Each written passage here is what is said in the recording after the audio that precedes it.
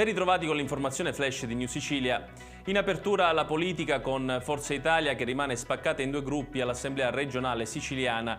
Il gruppo Forza Italia 1, come era stato denominato dopo la seduta di insediamento e che fa riferimento al presidente Schifani con capogruppo Stefano Pellegrino, cambia denominazione. Si chiamerà FI all'Ars. A comunicarlo in aula è stato il presidente dell'Assemblea Gaetano Galvagno. L'altro gruppo, Forza Italia, fa riferimento al coordinatore regionale Gianfranco Miccichè, che nei giorni scorsi aveva rivendicato nome e simbolo in qualità di rappresentante legale del partito in Sicilia.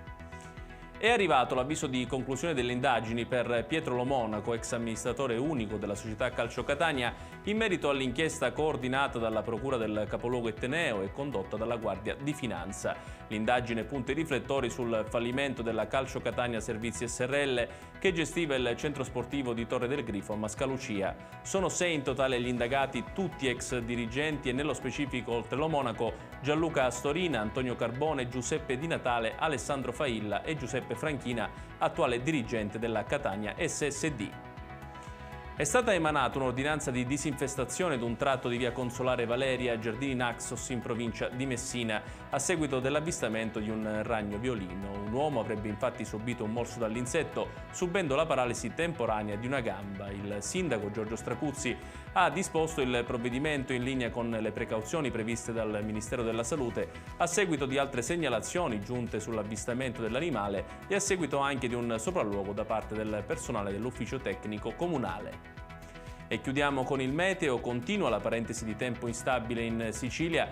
Per domani assisteremo a rovesci da moderati nella fascia costiera settentrionale dell'isola fino a intensi, con possibili temporali nel Messinese. Proprio in quella zona la Protezione Civile regionale ha diramato un'allerta meteo gialla per rischio idrogeologico. Piogge che dovrebbero concedere una tregua invece nella zona sud-orientale, che comprende le province di Siracusa, Ragusa e Catania. Cielo nuvoloso con qualche piovasco nel resto della regione. Le temperature saranno in leggera risalita rispetto ai giorni precedenti. In 4 province si supereranno i 20 gradi e addirittura a Siracusa la massima potrebbe toccare i 25, a Enne e Caltanissetta le minime più rigide. Ed è tutto per questa edizione. Dalla redazione di New Sicilia l'augurio di una buona serata.